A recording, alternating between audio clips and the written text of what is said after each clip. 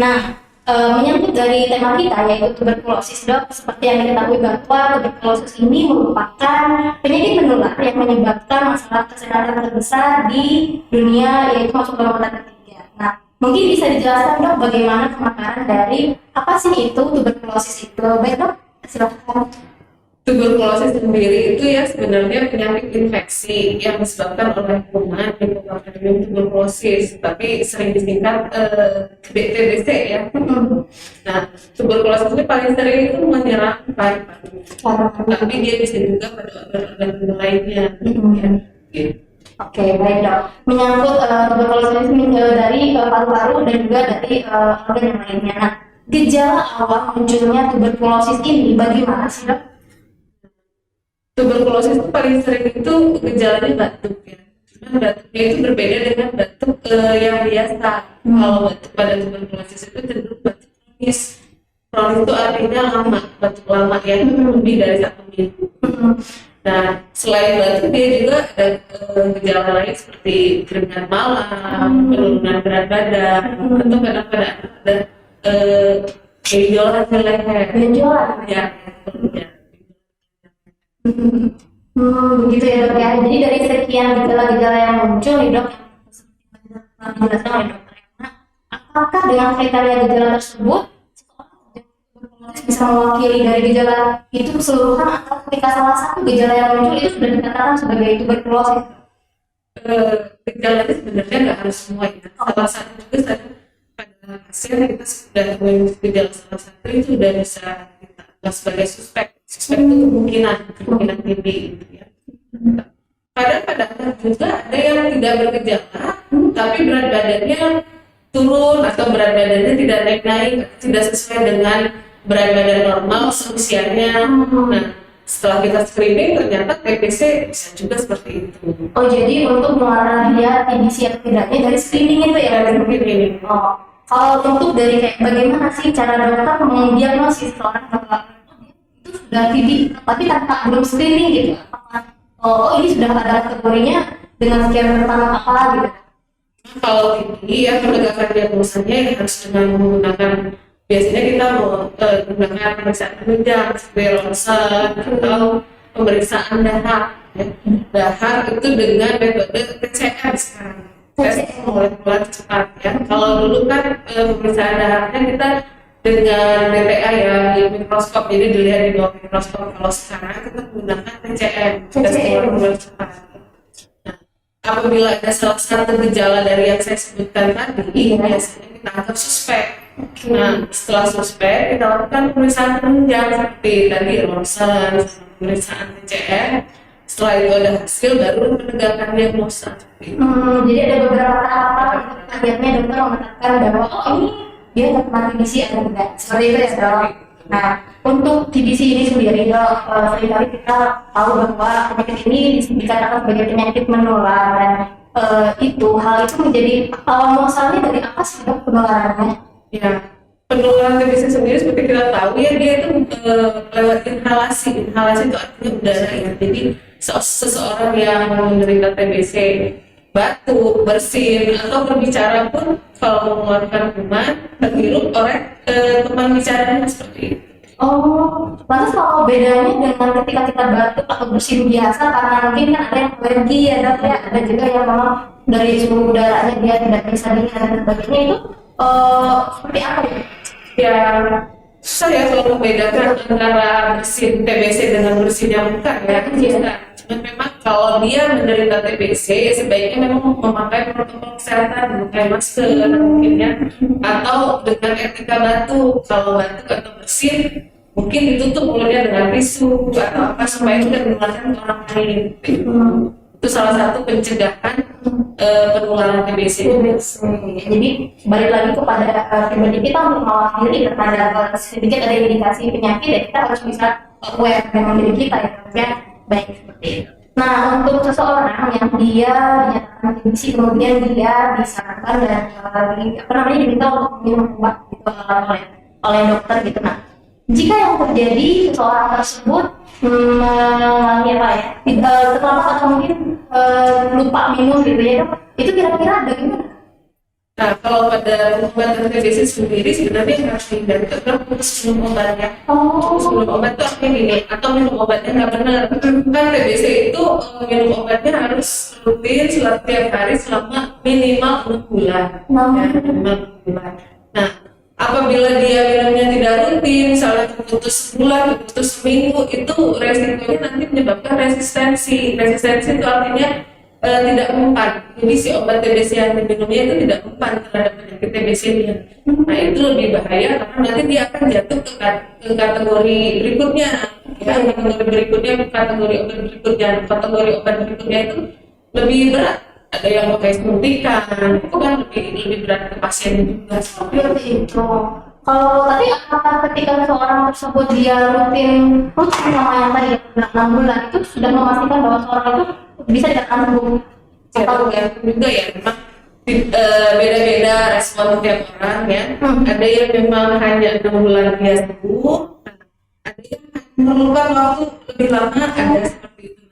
Kategorinya sebenarnya seperti ini, kalau misalnya dia pengobatan selama 6 bulan, terus 2 bulan pertama itu fase intensif namanya, yang fase intensif itu minum obatnya tiap hari. Nah, nanti pas mau bulan ketiga dia dilakukan lagi pemeriksaan darah. Kalau masih kumannya masih ada, masih positif, itu biasanya fase intensifnya ditambah ya. Jadi beda-beda tiap pasien, itu tergantung kategori pasiennya juga. Berarti ini membutuhkan diagnosa yang berkelanjutan. Iya, berkelanjutan.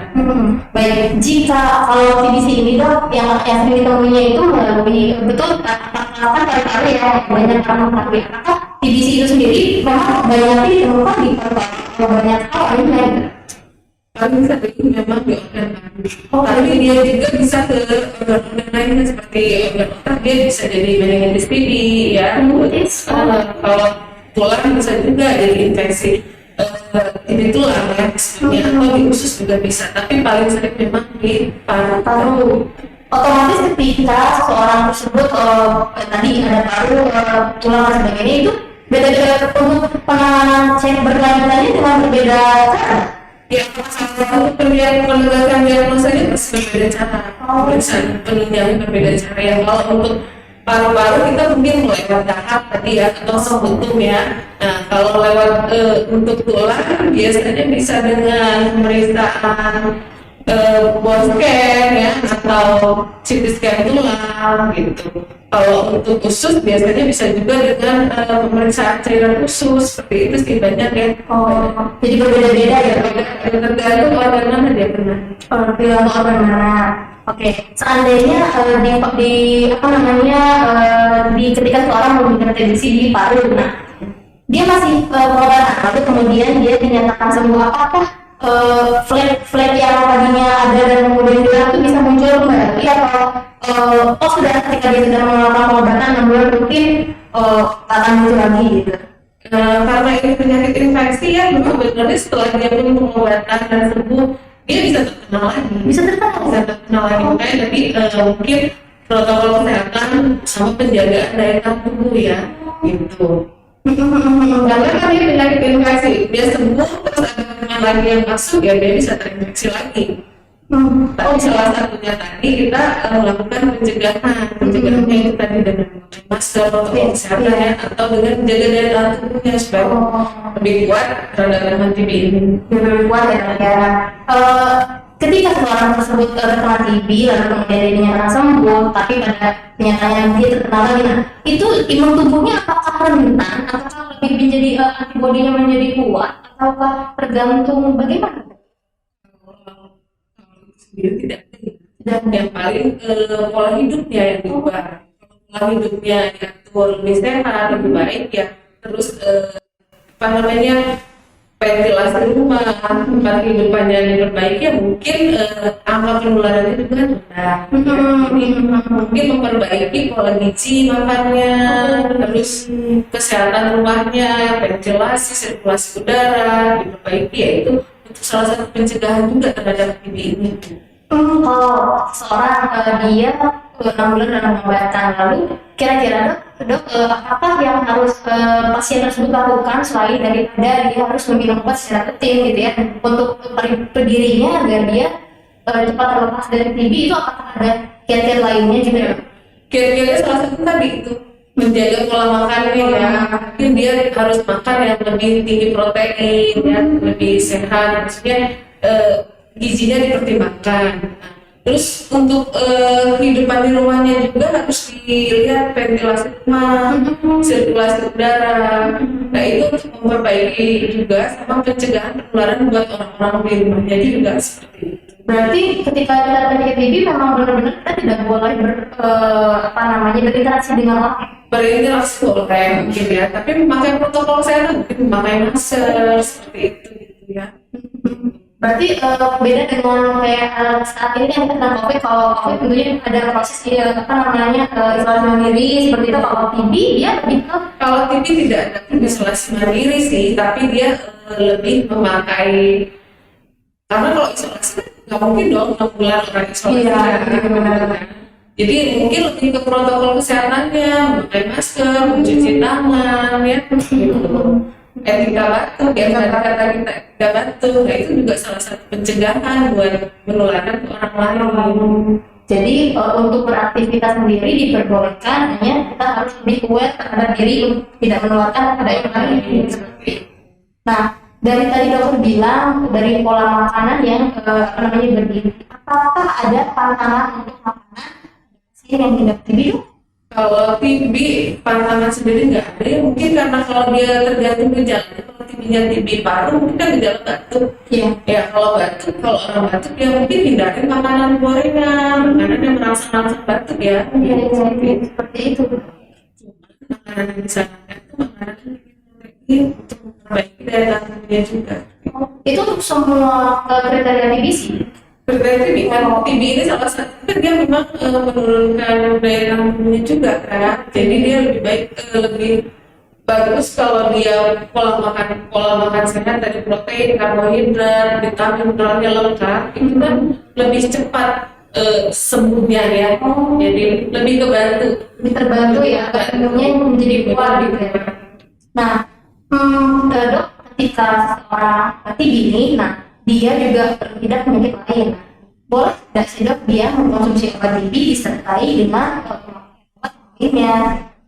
Contohnya seperti penyakit Mungkin ya, apakah memungkinkan kan kalau dia TB, tapi dia punya bawaan penyakit yang lain, misalkan jantung atau misalkan juga tidak ada masalah sih ya. Jadi memang dua-duanya harus diobatin juga, ya TB-nya harus diobatin, jantungnya harus diobatin. Karena kalau TB-nya tidak diobatin, jantungnya saja diobatin, TB-nya nanti mana sama aja ya. Jadi tetap dua-dua boleh aja, tidak ada masalah. Tidak ada masalah. Jadi tidak ada misalkan obat yang ini bertentangan memakainya dengan TB, obat untuk darah tinggi atau tidak boleh. Tidak ada, selama ini tidak ada seperti itu ya. Cuma memang untuk obat TB sendiri, cara minumnya itu 1 kosong. Makanya disarankan pagi-pagi sebelum makan minum obat TB. Seperti itu. Jadi dalam keadaan kita belum mengonsumsi makanan dan minuman. Kosong minimal 1 jam ya. Nah untuk yang di rumah lagi pengobatan TB, boleh selama puasa ini mungkin diatur makan obat TB-nya itu 1 jam sebelum makan sahur, bisa pas bangun sahur atau dia sebelum tidur, bisa seperti itu. Dalam sehari harus Sekali, ini mah pengobatan dalam sehari sekali, tapi kalau untuk pasien reaktif dia setiap hari minum, jadi sehari sekali, tapi selama 2 bulan dia tiap hari minum. Terus sampai dengan pemantauan lanjutnya virusnya bisa sejauh mana gitu ya. Kumannya masih ada, tidak terdeteksi di dalam. Seperti itu. Kalau kita melihat orang-orang yang terkena TBC, nah kira-kira orang-orang yang rentan untuk terkena TBC itu dia itu di usia berapa ya? Kalau yang rentan itu usia anak sama usia lansia ya. Kalau kan karena kita tahu anak sama lansia itu daya tahan tubuhnya lebih turun. Ya. Nah, tapi pada penyakit-penyakit tertentu juga itu rentan terkena TB. Contohnya seperti penyakit diabetes mellitus, nah itu rentan terkena TB kalau kadar gula darahnya tidak terkontrol. Ya, atau penyakit-penyakit seperti yang menurunkan daya tahan seperti penyakit HIV itu juga rentan terkena penyakit ini. Sejauh mana bahaya dari TBC ini sampai dengan cerita doi juga bahwa sampai meninggal. Nah itu sejauh mana itu? untuk halangan tersebut? Ya karena ini masuk kategori penyakit ketiga terbesar di dunia ya, itu juga banyak menyebabkan kematian. Kalau untuk pasien-pasien kayak diabetes, terus HIV dengan TB itu biasanya kondisinya lebih berat dibanding pasien yang TB tanpa penyakit lain. Hal itu yang menyebabkan proses lebih cepat untuk Lebih cepat, karena kan mungkin memang karena tadi daya tahan tubuhnya turun, jadi si kuman lebih cepat berkembang. Oke. Baiklah, ada penyakit lain biasanya ketika seseorang yang memungkinkan muncul terserang TB misalkan, pernah nggak ketika dokter menangani pasien yang seringnya ketika selain TB ada penyakit lain yang lainnya tidak? Ya itu tadi kayak diabetes sama HIV ini lagi sekarang tuh memang berhubungan banget sama TB ya, makanya kita juga di rumah sakit melakukan program TB HIV sama TB DM ya. Karena kita banyak menemui pasien-pasien yang TB setelah dicek gulanya ternyata diabetes ya, gitu. Terus pasien-pasien TB setelah ketahuan pengobatan TB dicek HIV-nya ternyata HIV-nya positif. Begitu juga sebaliknya ya, pasien HIV dicek TB-nya ada seperti itu. Jadi itu kita lagi memang ada program pemerintah juga untuk penyakit TB DM dan TB HIV. Oh, sedang ada program tersebut ya dok, kemudian bagaimana? Baik dok, sebelumnya sedikit saya dulu ya dok ya sebenarnya. Nah, menyangkut dari materi kita mengenai tuberkulosis pada pagi hari ini, tentu saja tentunya berkaitan dengan di Rumah Sakit Muhammadiyah sendiri kami memiliki beberapa macam pelayanan kesehatan. Nah, untuk kalian yang ingin bisa berobat, kami mempunyai beberapa pelayanan kesehatan seperti home care dan juga telekonsultasi. Pelayanan home care sendiri bertujuan untuk memberikan pelayanan kepada pasien dari rumah untuk nantinya akan dilakukan oleh tenaga-tenaga profesional seperti home visit yang dilakukan oleh dokter dan juga perawat. Untuk kalian yang ingin berobat namun enggan ke rumah sakit, mungkin bisa diakses home care ini sendiri di Rumah Sakit Muhammadiyah. Nah, selain itu juga di kami terdapat layanan lainnya seperti telekonsultasi. Nah, layanan telekonsultasi ini diperuntukkan untuk pasien yang ingin menyampaikan keluhan-keluhan seputar penyakitnya kepada dokter, namun bisa melalui handphone saja. Dengan cara nantinya akan diberikan advice dan juga saran oleh dokter, nanti akan diberikan juga obat tanpa harus pasien tersebut ke rumah sakit. Nah, untuk kalian yang belum tahu dan juga ingin mengakses layanan home bisa diakses di nomor 081315969177 dan juga untuk layanan telekonsultasinya bisa diakses di 0881 522 0309. Baiklah, kita keliling kembali ya dok ya sedikit. Nah, tuberkulosis ini seperti yang kita lihat adalah virus infeksi. Nah, kira-kira dok, saya ingin bertanya, bedanya infeksi itu kan ada infeksi primer, laten, dan aktif ya dok ya. Nah, itu bisa dijelaskan dok perbedaannya seperti apa? Kalau infeksi primer itu mungkin yang tadi awal terkena TB ya, mungkin TB-nya di paru-paru itu kita primer. Tapi kalau laten itu kumannya ada di dalam tubuh, tapi dia tidak menunjukkan gejala. Bisa ya. Terus kalau yang aktif ya mungkin dia memang lagi menderita TB dan batuk aktif. Nah, aktif itu lebih cenderung menularkan ya, maksudnya memang dikatakan aktif itu dia cenderung menularkan karena kuman di dalam tubuhnya itu banyak dan gejalanya seperti batuknya ada gitu. Berarti kalau kita infeksi laten sendiri kemungkinannya kecil. Laten sendiri makanya sekarang sih jarang ya sebenarnya istilah itu dipakai karena memang kuman ada di dalam tubuh tapi pasiennya tidak bergejala, tapi kuman sudah. Ini karena daya tahan tubuhnya juga masih bagus dan kuat, jadi banyaknya aktif ya dok ya. Baik. Nah, terkaitan dengan saat kondisi saat ini kita masih dihadapi dengan pandemi dok. Nah, selama pandemi ini dok, jumlah pasien TB itu kan tentunya mengalami penurunan. Nah, kira-kira bagaimana sih dok dalam cara meningkatkan penjaringan pasien TB itu sendiri di Rumah Sakit Muhammadiyah Bandung? Nah, kebetulan tim TB rumah sakit kita kan lagi bekerja lagi mengikuti program TB Mentari ya dari MPKU PP Muhammadiyah Pusat. Dengan ada TB Mentari ini memang agak meningkatkan penjaringan di rumah sakit kita ya. Salah satunya kemarin kita mungkin kayak melakukan kegiatan screening TB di panti-panti asuhan. Karena kan kita tahu jumlah pasien di rumah sakit kan menurun, jadi angka penjaringan TB juga pasti menurun. Nah, kita melakukan penjaringan TB-nya lewat komunitas ya, salah satunya kita di panti-panti asuhan Muhammadiyah yang di Kota Bandung. Seperti tanggal berapa ya kemarin, seminggu yang lalu kita melakukan screening TB di panti asuhan Baitul Arif. Nah itu untuk pelaksanaannya sendiri dari tim di sini langsung ke sana. Iya, kita langsung konsep ke tempat, tim TB kita langsung ke sana melakukan screening, kemudian setelah hasil screeningnya ada dilanjutkan dengan pemeriksaan penunjang tadi, pemeriksaan BCM sama lengsernya. Oh, seperti itu. Kalau kemarin untuk kategori anak-anak panti asuhan ya, kan? Berapa itu bagaimana hasilnya? Kita lumayan dapat ya, karena kita tahu panti asuhan sendiri biasanya kan memang ventilasi kurang, terus kan jumlah satu ruangan itu mungkin banyak ya, banyak. Nah, lebih gampang menular kan, seperti kalau ada yang terkena TB satu aja lebih gampang menular. Nah, itu kita makanya untuk itu kita lakukan screeningnya, kita memilih salah satunya panti asuhan. Kalau menurut dokter sendiri target-target orang-orang yang cukup harus dilakukan pemeriksaan TB itu kira-kira untuk di lingkungan kita sendiri biasanya di kalangan mana sih dok? Yang kira-kira lebih banyak terkena dampak TB?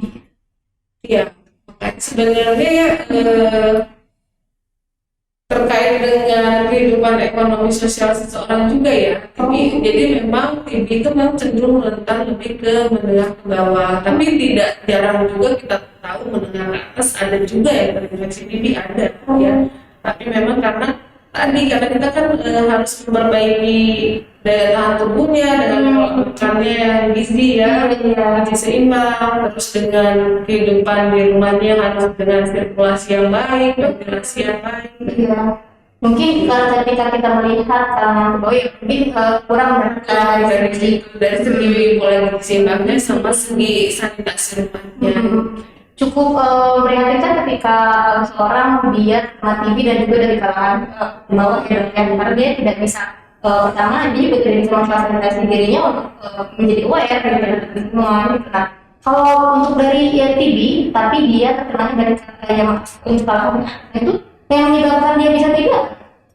Mungkin karena penderita penyakit diabetes ya atau HIV itu memang kan dia menurunkan daya tahan tubuh, walaupun mungkin pola makannya sudah baik, tapi kan itu tetap menurunkan daya tahan tubuh, jadi mungkin dia lebih gampang terinfeksi TB-nya. Berarti hampir sama seperti COVID ya. Jadi ketika kita punya penyakit bawaan yang tidak menurun, lebih rentan terkena penyakit ya, sama aja ya, karena sama penyakit infeksi, cuma bedanya kalau virus ini kan kuman ya, bakteri ya dok.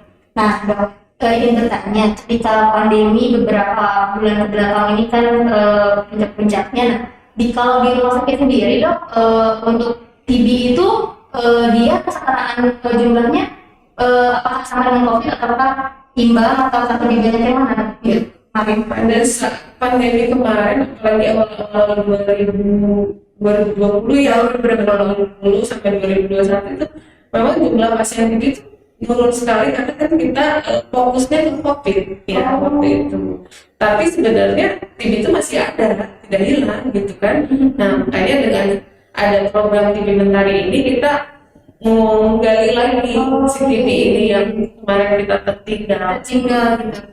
Sebetulnya ketika seseorang di screening itu dia itu mau ke screeningnya itu dijelaskan nggak sih dok apakah ini gejalanya TB, karena setelah tadi dipaparkan oleh dokter ciri-ciri gejalanya juga spesial gitu dengan COVID. Kita punya sistem screening TB COVID di rumah sakit, ada SOP khususnya. Jadi kalau ada yang jadi ada form ya, nanti yang diisi kalau pasien batuk kita pilih pasiennya apakah dia ke arah COVID atau lebih ke arah TB, itu nanti ada screening. Ada form screeningnya, jadi di situ melihat bagaimana dia lebih kemana condong COVID. Seperti itu. Oke, berarti di sini juga memang untuk orang awam seperti yang tidak mengetahui penyakit TB ini memang ketika batuk, pilek pasti akan identik dengan COVID gitu kan. Sekarang kan kita sedang pandemi gitu. Nah, untuk dokter sendiri gitu sebagai tim gitu, apakah ada kiat-kiat khususnya sekarang kita mau menjelang bulan Ramadan juga dengan masih pandemi gitu kan, tapi kita tetap harus beraktivitas. Bagaimana sih dok kiat-kiatnya dalam menjaga kesehatan diri kita untuk tidak menularkan penyakit dan juga tetap harus sehat terus? Ya, yang pertama mungkin jaga imunitas tubuh dengan pola makan tadi ya, gizi seimbang. Jadi kalau walaupun kita berpuasa, kita harus memperhatikan nutrisi yang masuk selama kita berpuasa. Itu kita harus memenuhi yang kebutuhan tadi kayak protein, karbohidrat, mineral, vitamin, dan jangan lupa juga adiktifnya ya. Nah, selain itu juga protokol kesehatan. Protokol kesehatan, jadi tetap walaupun kita beraktivitas, kita berpuasa, masker, cuci tangan, ya, menjaga jarak itu tetap dilakukan. Jadi balik lagi cara pola hidup kita ya dok ya, gitu ya. Nah untuk TBC ini dok, tadi sebenarnya seperti tanyakan kembali, apakah itu juga terjadi karena faktor gen atau keturunan? Itu nggak ada ya. Karena TBC ini kan infeksi. Jelas-jelas dari infeksi, jadi tidak ada gen atau keturunan. Dia bukan penyakit keturunan, ya, penyakit infeksi. Infeksi itu pasti ada kuman yang masuk. Seperti itu. Jadi kuman tersebut diobati selama bertahap 6 bulan dengan diagnosa tepat juga yang nantinya akan menjelaskan berlanjutan bagaimana kondisi pasien. Selama pasien itu melakukan pengobatan, dia tetap beraktivitas ya dok ya, tetap dengan aktivitasnya. Apakah ada dok efek samping seseorang yang dia mengkonsumsi obat TBC gitu dok? Apakah ada efek tertentu gitu? Kalau efek samping sendiri ya mungkin karena obat ini metabolismenya di hati, ya mungkin kita harus menjaga fungsi hatinya supaya tetap baik. Fungsi hati. Nah, penjagaan fungsi hati tetap baik itu salah satunya makan yang rendah lemak ya. Rendah lemak. Jadi kan karena jalan yang santan-santan seperti itu kan akan meningkatkan fungsi hati juga ya. Nah, tapi kan kalaupun efek samping kita lihat mana lebih manfaat obat sama efek sampingnya. Kalau dia lebih banyak manfaatnya ya mungkin tetap dilakukan pengobatan. Kalau dalam perjalanan seseorang tersebut dia mengkonsumsi makanan yang tidak teratur, lalu juga hidupnya yang tidak baik, itu berarti akan mempengaruhi semakin lama. Iya, mempengaruhi hasil pengobatannya juga. Oh, mempengaruhi. Itu apakah nantinya akan lebih membahayakan? Ya, kalau dia lagi pengobatan TB bisa saja jadi resisten obat, ya, jadi lebih panjang pengobatannya, bisa aja. Oke. Baik dok. Jelasnya cukup jelas paparan dari dokter. Nah, terakhir nih dok, apakah TBC ini bisa untuk ibaratnya kan kalau kita tahu penyakit nanti kan makin lama dia berangsur dia makin ada penyakit baru yang lain, dan sudah seperti flu burung mungkin karena pandemi. Nah, apakah TBC ini bisa berhenti dok? Ya, kalau kita melakukan program pencegahan, penularan, terus screening dan mengobati pasien, sebenarnya bisa aja berhenti ya. Tapi ya tadi harus semua, jadi bekerja sama di semua lini, tidak hanya di petugas kesehatan, jadi termasuk di masyarakat juga ya tadi untuk menjaga penularannya, protokol kesehatan, pola hidup yang baik, terus pengobatan kalau memang sedang menderita TB ya melakukan pengobatan. Berarti tetap selama mereka tidak menjaga kehidupannya, mungkin ya akan terus terjadi TBC datang. Itu makanya perlu kerjasama di semua lini ya. Iya. Menghentikan penyakit TB ini, mengeliminasi penyakit TB. Betul. Tentunya dengan program tadi yang TB Mentari itu dok ya, itu saat ini sedang dijalankan seperti itu. Nah itu untuk target kedepannya TB Mentari itu seperti apa dok untuk kedepannya saat ini? Kita salah satu target program TB Mentari itu membantu program pemerintah. Kan tujuan pemerintah itu nanti 2030 itu zero TB ya. Kita membantu itu juga. Jadi agar TB ini bisa dituntaskan secara benar-benar habis gitu ya. Kalau di TB ini paling banyak terjadi itu di mana? Maksudnya di penyakit TB ini ditemukan di kota apakah di Jawa Barat Jawa Barat pertumbuhan itu besar. termasuk besar ya, termasuk besar, Besar ya. kedua atau ketiga di seluruh Indonesia. Apakah ketika apa namanya penduduk yang banyak mayoritasnya di suatu kota juga itu tentunya mempengaruhi ya dok ya? Karena tadi kan salah satunya sanitasi rumah ya. Oh iya. Harus ada ventilasi, terus jarak ini ya, jarak antar misalnya rumahnya luasnya berapa, yang kehidupan di dalamnya berapa, itu kan mempengaruhi juga. Jadi bagaimana pola hidup, kemudian juga tempat tinggal itu juga mempengaruhi ya dok ya. Baik. Mungkin harapan dokter terhadap sebagai dokter yang khususnya menangani tim TB itu sendiri, harapannya untuk TB ini bagaimana dok untuk sarannya ke depan gitu? Harapannya ya kita bisa membantu program pemerintah yang menurunkan angka ini tadi ya, dari tahun 2030 angka ini kita bisa zero atau mendekati lah ya. Terus ya tadi mungkin kita harus jaga pola hidup dulu, pola kebersihan rumah untuk menghindari penyakit TB ini. Karena kalau memang sudah terkena penyakit TB kan, bayang minum obat 6 bulan, seseorang itu pasti kan jangankan 6 bulan, 1 minggu aja kita minum obat sudah seperti itu. Jadi kadang lupa, kadang juga malas ya dok ya.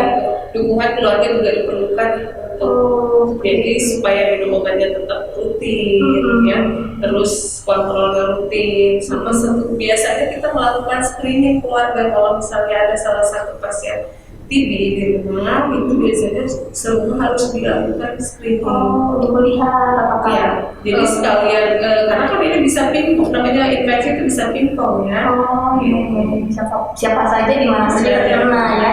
Baik dok, mungkin cukup jelas pemaparan dari dokter Erna mengenai tuberkulosis. Jadi pada intinya adalah tuberkulosis ini adalah penyakit yang menular dan juga dia memang betul-betul harus melakukan penanganan yang intensif gitu ya, dan juga proses yang anggapannya makanya untuk kita sebagai yang yang masih tidak terkenal dengan TB, kita harus aware, kita harus juga menjaga diri kita untuk selalu tampil sehat gitu ya, dengan menjaga pola makan, pola hidup, dan juga lingkungan sekitar kita.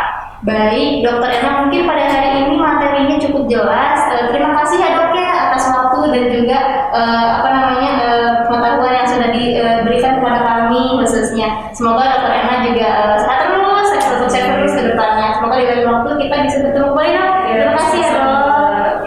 Baik pemirsa, tentu saja tayangan ini juga memberikan banyak manfaat untuk kita sebagai penonton di rumah ataupun di sini.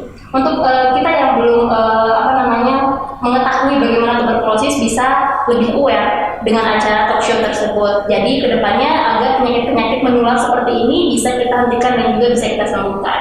Baik, untuk pemirsa sekalian, jangan lupa untuk terus menyaksikan program kami acara talk show Ngobrol Sehat. Jika ingin sehat,